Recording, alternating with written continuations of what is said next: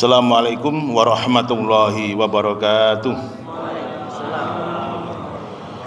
Bismillahirrahmanirrahim. Wa bihi nasta'inu ala umurid dunya waddin.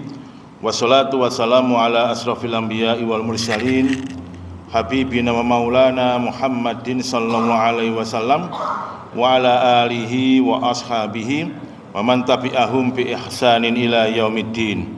Asyhadu an la ilaha illallah wahdahu la syarikalah wa asyhadu anna Muhammadan abduhu la nabiyya ba'dah wa la rasula ba'dah. Faqala ta'ala fi kitabil karim, a'udzu billahi minasy syaithanir rajim. Bismillahirrahmanirrahim. Laqad ja'akum rasulun min anfusikum azizun 'alaihi ma 'anittum harisun 'alaikum bil mu'minina raufur rahim. Jamaah rahimakumullah. Yang pertama, mari kita senantiasa selalu mengucapkan syukur datang ngapunten Allah Subhanahu wa taala. Mugi-mugi sedaya mawon pinaringan rahayu, wilujeng sehat walafiat lan selamat fi dunya wal akhirah, sepeda motor nggih selamat. Allahumma amin.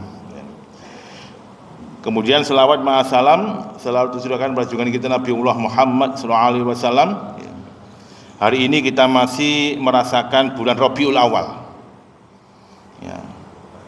Kita khusus mengkaji peristiwa besar di bulan Rabiul Awal. Apa itu? Kelahiran Kanjeng Nabi. Tetapi jamaah rahimakumullah, para ulama atau ahli sejarah itu masih berbeda pendapat tentang tanggal berapa Rasul itu lahir. Imam Ibnu Katsir dalam kitabnya Al-Bidayah wa Nihayah menyebutkan setidaknya ada 3 pendapat yang masyhur di kalangan kaum muslimin tentang kapan Rasul itu lahir. Pendapat yang pertama, Rasul lahir tanggal 8 Rabiul Awal, Amul Fil, tahun gajah. Pendapat yang kedua, Rasul lahir tanggal 12 Rabiul Awal, tahun gajah. Pendapat yang ketiga, Rasul lahir tanggal 28 Rabiul Awal. Dados masih diperdebatkan oleh ahli sejarah tentang kelahiran beliau. Tapi kalau wafatnya, semua sepakat bila Rasul itu wafat hari Senin tanggal 12 Rabiul Awal tahun 11 Hijriah. Ya, pun sepakat nih. Nah, saya tidak akan masuk dalam masalah ini. Tapi saya ingin membahas tentang 2 fenomena yang selalu terjadi di kalangan kaum muslimin ketika masuk di bulan Rabiul Awal. Yang pertama,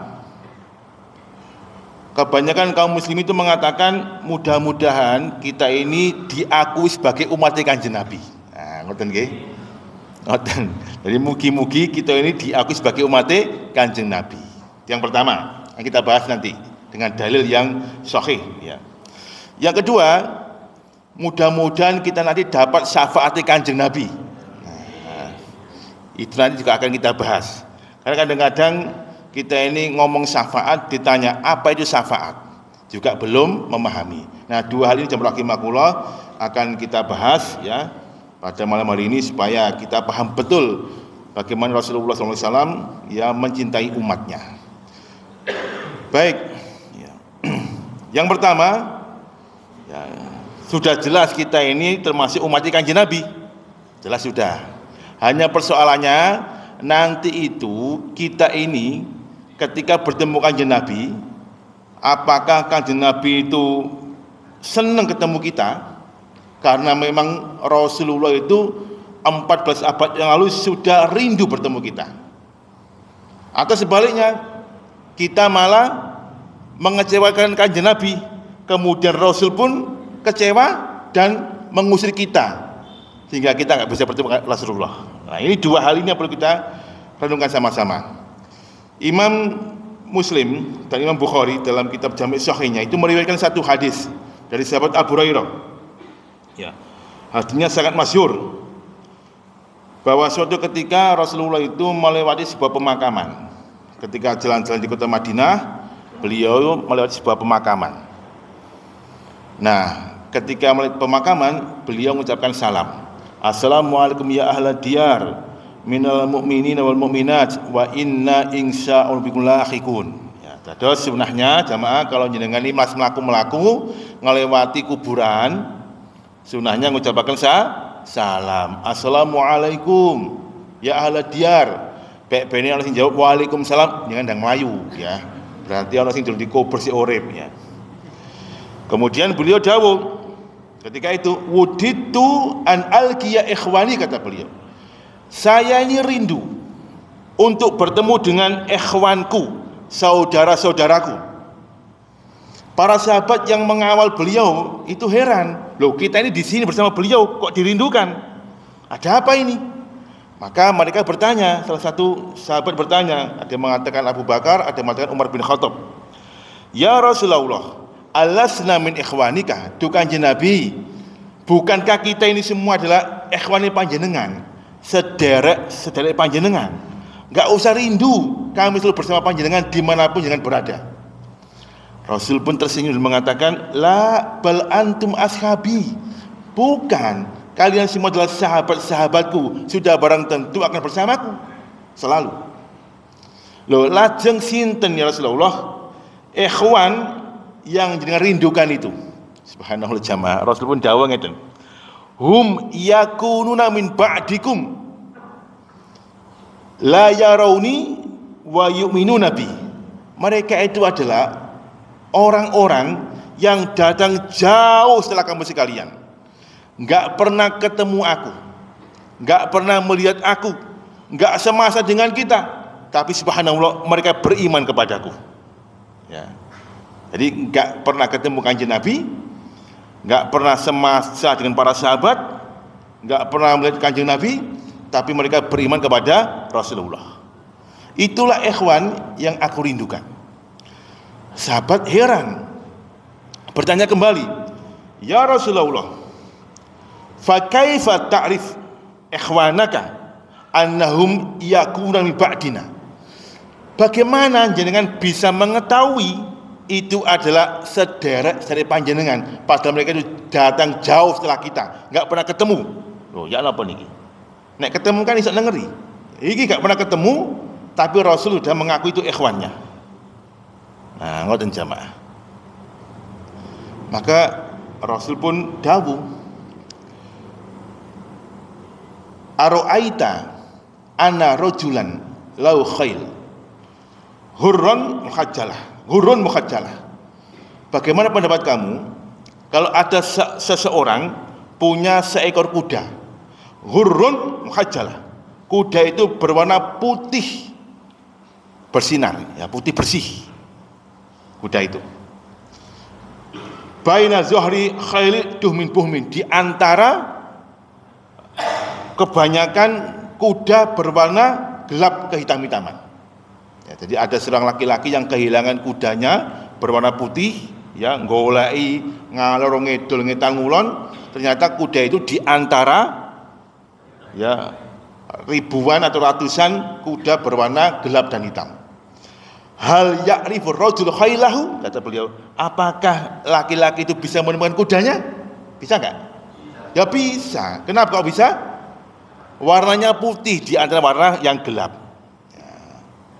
Maka para sahabat mengatakan, bala Rasulullah, tentu Rasulullah bisa menemukan, karena kudanya dia itu berwarna putih di antara kuda berwarna gelap hitam. Maka Rasul dawuh, fa innahum ummati, itulah gambaran umatku kelak, ya'tuna yaumal qiyamati hurran muhajjalin min asal wudu, datang pada hari kiamat kelak ya dengan bersinar putih karena bekas air wudu. Wajahnya putih bersinar, rikmoi putih bersinar, tangannya putih bersinar, kakinya putih bersinar, subhanallah. Itu yang membedakan umat Kanjeng Nabi dengan umat yang lain. Makanya Abu Hurairah kemudian berkomentar, ini bukan hadis tapi komentarnya Abu Hurairah, wa man aroda ayutila ghurratahu falyaf'al, barang siapa yang ketika dia berwudu kepengin memperpanjang sinar cahayanya berwarna putih, maka laksanakan. Bagaimana caranya? Kalau berwudu kan sampai siku dilebihi ya, kalau kaki sampai dengan kemiri dilebihi. Nah, itu dalam rangka untuk memperpanjang warna putihnya itu. Kemudian beliau mengatakan, wa ana faradum alal haud, nanti aku akan menunggu mereka semuanya di telagaku. Jadi jamaah rahimakumullah, kita ini ya yang didudukan Kanjeng Nabi ditunggu di telaga beliau. Ya. Tetapi kata Rasulullah, ala la yuzadanna rijalun min haudi. Tetapi ternyata ada sebagian orang itu yang terhalangi untuk masuk ke telagaku. Kama yuzadul ba'irud dol, sebagaimana onta yang tersesat nggak bisa masuk. Rasul sedih jamaah. 14 abad yang lalu Rasul melindungi kita. Tapi kemudian ketika Rasul mau ketemu umatnya, ada sebagian umatnya yang nggak bisa masuk ke telaga beliau. Rasul sedih karena terhalangi. Maka wa ana unadihim, kata beliau, maka aku panggil mereka, ala haluma ilayya, ala haluma ilayya, ala haluma ilayya, ayo kesini kamu, masih telagaku, kesini kamu. Ternyata mereka itu terhalangi, gak bisa masuk. Fayuqalu, dikatakan pada Rasulullah, ya Muhammad, kata penjaga telaga itu, innahum qad badalu ba'dak. Wahai Muhammad, jenengan gak ngertos, mereka itu yang terhalangi itu telah merubah-rubah ajaran kamu setelah engkau itu wafat, ya, memodifikasi risalah kamu setelah engkau itu wafat, nambah-nambahi, ngurang-ngurangi, seolah-olah risalah kamu itu gak lengkap, sehingga mereka itu membuat modifikasi macam-macam. Fa'akulu, maka aku berkata, aku kecewa pada mereka. Syuhkon, pergi kamu.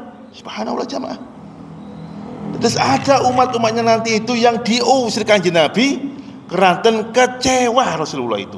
Kenapa kecewa? Ngerubah ajarannya Kanjeng Nabi. Subhanallah. Hadis riwayat Imam Muslim dan Bukhari, muttafaqun alaih. Nah, terus pertanyaan yang pertama sudah kita jawab, bahwa kita semua dunia adalah pasti jadi umat Kanjeng Nabi, ya. Dan tandanya umat Kanjeng Nabi itu adalah ghurran muhajirin min asal wudu, yaitu bersinar putih karena bekas air wudu. Hanya persoalannya nanti ketika kita bertemu Rasulullah, padahal rindunya Rasul ketemu kita udah menggumpal luar biasa, senang ketemu umatnya itu. Nanti akan ada hadis berikutnya, ya. Tetapi ternyata ada yang disambut dengan sukacita, disuruh untuk minum telaga beliau, dan telaga ini telaga dari surga. Kata Rasul, faman saliba ba'dahu falitma'u ba'dahu. Barang siapa yang minum telagaku, maka dia tidak akan haus selama-lamanya. Tapi ada sebagian umatnya itu yang mengecewakan Kanjeng Nabi, sehingga kemudian beliau itu mengusir mereka. Syuhkon, pergi kamu. Nah, jamaah rahimakumullah. Yang pertama sudah kita jawab. Nah, sehingga ada sahabat Nabi bernama Abu Ubaidah Al-Jarrah, itu bertanya, ya Rasulullah, ahadun khairun minna aslamna ma'aka wa jahadna ma'aka. Itu Kanjeng Nabi, adakah seseorang yang lebih baik daripada kami? Ini Abu Ubaidah bin Jarrah, salah satu panglima perang. Dia bertanya, ya Rasulullah, adakah seseorang yang lebih baik daripada kami? Kami ya Rasulullah berislam, beriman bersama panjenengan. Kami ya Rasulullah berjihad juga bersama panjenengan. Adakah orang yang lebih baik daripada kami? Qala, dawuh Kanjeng Nabi, na'am, ada. Siapa itu? Qaumun yakununa min ba'dikum yu'minuna bi wa la yarawni. Satu kaum yang dia datang jauh setelah kamu sekalian, beriman kepadaku padahal enggak pernah ketemu aku. Rawahu Ahmad dalam kitab musnadnya. Siapa kira-kira itu jamaah rahimakumullah? Ya kita ini jamaah. Nah, jadi catatan besarnya nanti kita ini ketemu Kanjeng Nabi disambut dengan sukacita, atau sebaliknya kita malah diusir oleh beliau karena kecewanya beliau kepada kita sekalian.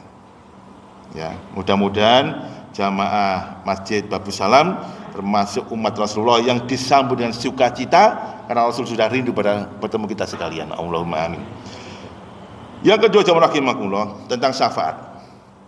Ya, ini saya bacakan ya kitab Sahih Muslim. Ya. Kitabul Iman. Di dalam Sahih Bukhari juga ada, saya punya tapi lebih tebal sehingga yang saya bawa ya yang agak kecil ini, Sahih Muslim. Banyak hadisnya, yang jelas hanya Rasulullah sajalah yang bisa memberikan syafaat. Yang lainnya enggak bisa memberikan syafaat, ya.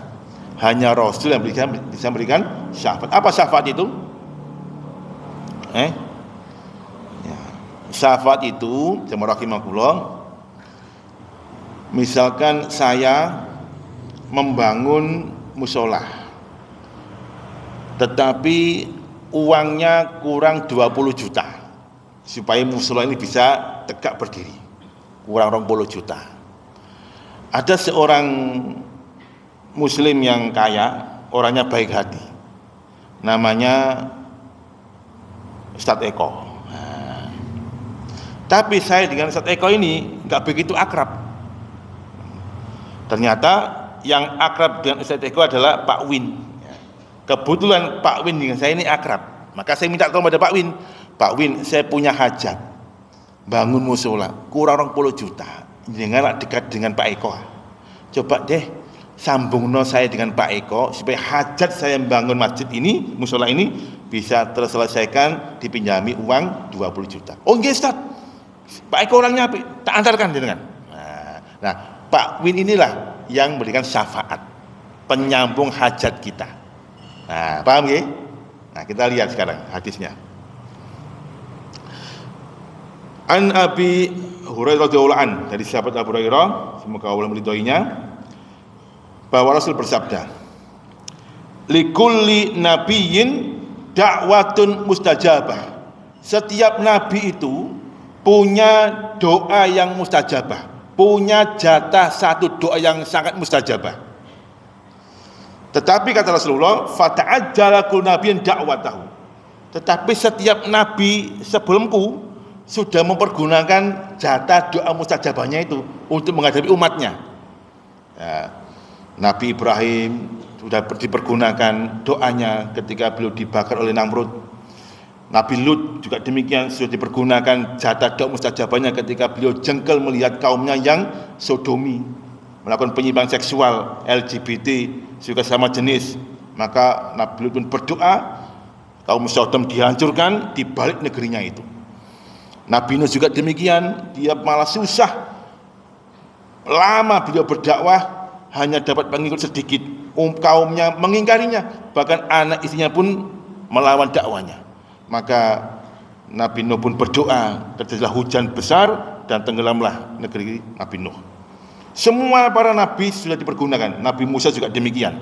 Tetapi kemudian wa ini ikhtaba'tu da'wati, tetapi aku, kata Rasulullah, sembunyikan jatah doa mustajabahku ini. Untuk apa Rasul sembunyikan?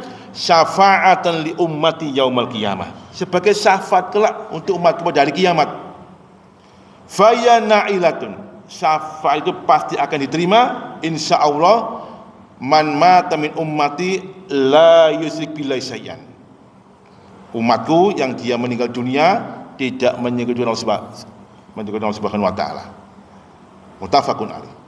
Dan jemaah rahimakumullah, hanya Rasulullah sajalah yang nanti punya peluang berikan syafaat. Nah, Rasul kan luar biasa jamaah. Ya. Rasulullah itu sabarnya luar biasa. Dikuyo-kuyo ketika berdakwah di kota Mekah, difitnah, dituduh macam-macam. Ya. Wis dilarokno atine dan fisiknya, tapi Rasul tetap sabar. Hingga suatu ketika Umar bin Khattab itu marah-marah karena sudah keterlaluan kelakuannya orang kafir Quraisy kepada Rasulullah. Maka Umar pun berkata, ya Rasulullah, alasna alal haqq, kata beliau. Itu Kanjeng Nabi, bukankah kita ini berdakwah di atas kebenaran? Bala ya Umar, betul ya Umar, kita ini benar. Kesuwen kalau gitu. Limadza la nuharibuhum, kata beliau. Kenapa gak kita perang saja? Perang aja, kita udah banyak pengikutnya ini. Ayo perang mawon. Pasti Allah akan membantu kita. Apa kata Rasul? Ya Umar isbir, wahai Umar sabar, lam ya'zanillah, kita belum dapat izin dari Allah untuk berperang. Karena ayat perintah perang jatuh di kota Madinah atau ayat Madaniyah. Hingga kemudian Rasulullah pun mencari lahan dakwah baru di kota Taif. Harapannya Taif ini jauh dari pusat kota Mekah, ya, di puncak gunung, sehingga kemudian mungkin masyarakatnya masih orisinil. Nah, ketika beliau dakwah di kota Taif, ternyata masyarakat Taif mengusirnya, melemparinya, mencaci maki, hingga beliau terluka. Pengawalnya Zaid bin Harithah juga terluka. Saking kekasih Allah ini sabar, hingga kemudian dua malaikat penjaga gunung pun berkomentar, "Ya Muhammad, biarkan kami ya menjatuhkan gunung ini kepada kaum tersebut." Apa kata Rasulullah? "Da'uhum, biarkan saja mereka. Fa innahum qaumun la ya'lamun." Karena mereka itu kaum yang belum paham. Insya Allah akan muncul dari zuriat mereka itu orang yang beriman. Nah, sabar Rasulullah rahimahullah. Coba kalau enggak sabar, entek kabeh punan. Nah, itulah kemudian ya, disebutkan dalam sebuah hadis bagaimana kesabaran Rasulullah itu dalam berdakwah, sehingga kemudian doanya itu ya, Rasul pergunakan untuk kita sebagai umatnya. Di dalam hadis Imam Muslim disebutkan dari sahabat Anas bin Malik, para sahabat itu mendatangi Anas bin Malik.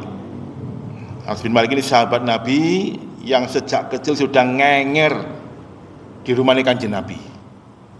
Kemudian para sahabat bertanya, bagaimanakah hadis tentang syafaat itu?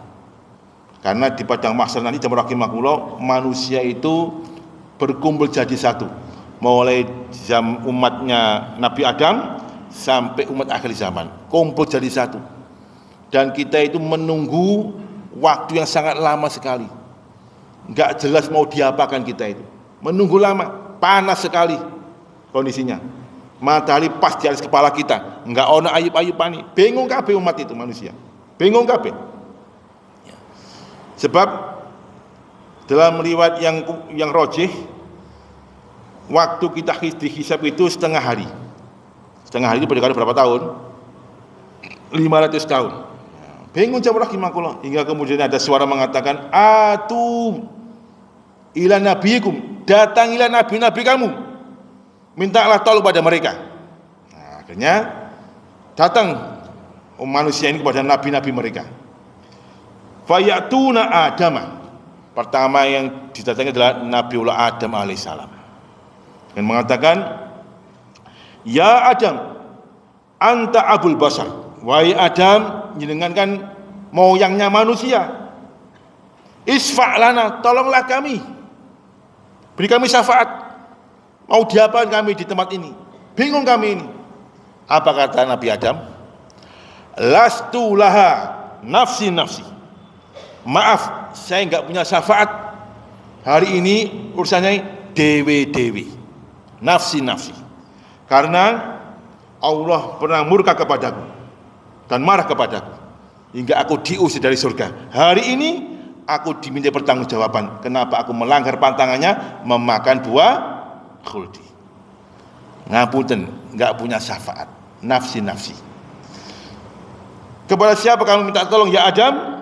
Kata Adam, "Izhabu ila Nuh, fa innahu rajulun awwalun ursila bih." Pergilah kamu pada Nuh, dialah manusia yang pertama yang diutus sebagai nabi. Dados masa kenabian itu diawali pada masa Nabi Nuh alaihissalam, risalahnya itu. Maka datanglah manusia ini pada Nabi Nuh, "Ya Nuh, jenengan kan manusia pertama yang diutus sebagai nabi. Isfa' lana, beri kami syafaat, tolonglah kami."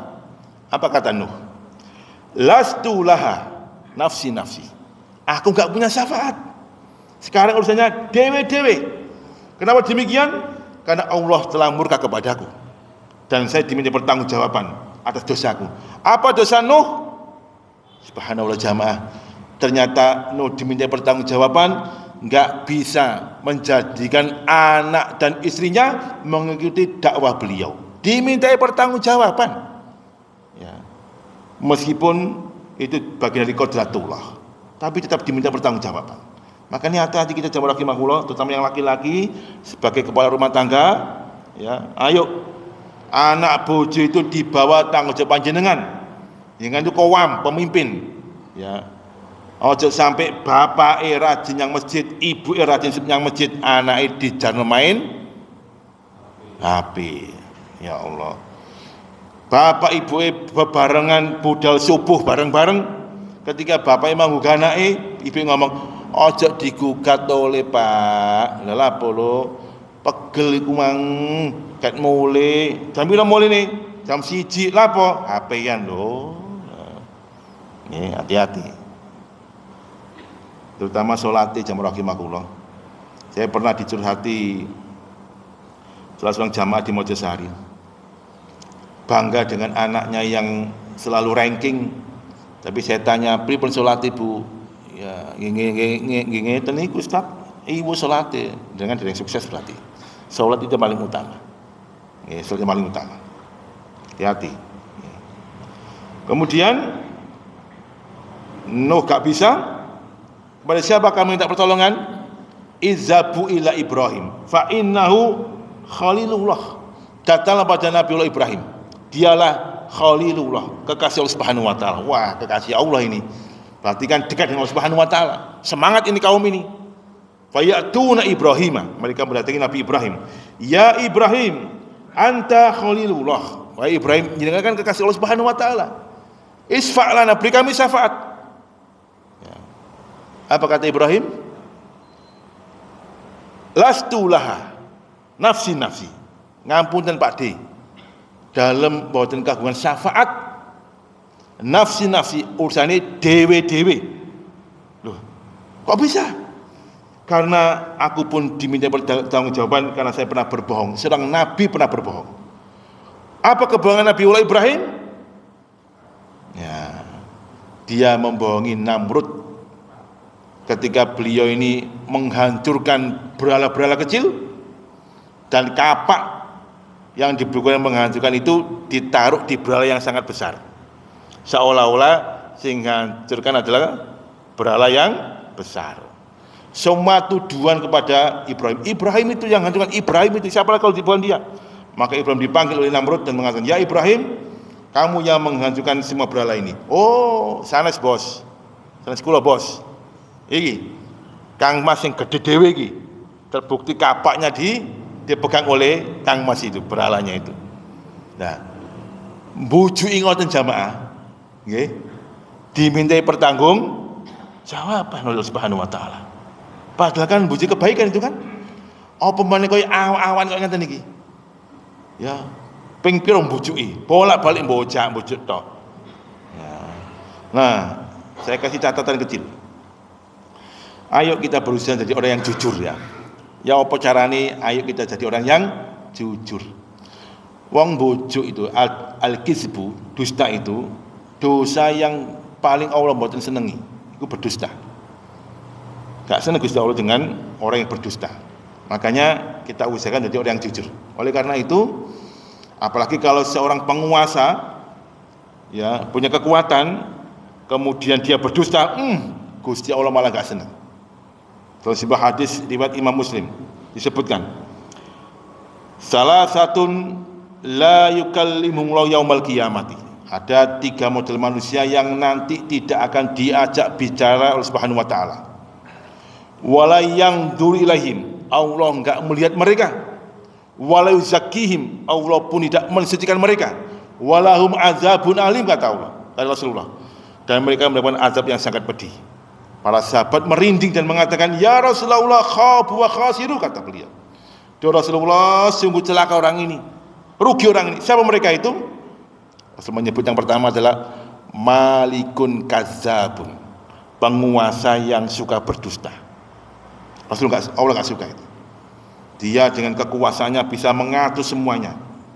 Dengan kekayaannya dia bisa membeli keadilan. Merekayasa dan macam-macam. Tapi ingat, sehebat apapun manusia berdusta, dengan berbagai macam trik dan rekayasanya, disimpan sedemikian rupa, rapi pun, ya, hukum alam mengatakan, bagaimana Rasul bersabda, As-sidqu tumakninah wal kizbu raibatun. Jujur itu akan mendatangkan ketenangan. Wong jujur pasti tenang jamaah, kan gak ada beban.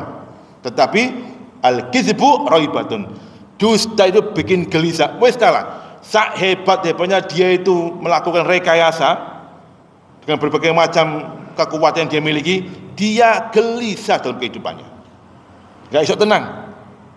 Ya kan? Makanya kenapa kok gelisah? Karena rahmat Allah nggak bisa masuk pada dirinya. Nah ini jamaah rahimahullah, ayo kita berusaha semaksimal mungkin jadi orang yang jujur. Ya. Ya Ibrahim, kepada siapa kami minta tolong kalau begitu? Nah, izhabu ila Musa fa innahu kalimullah.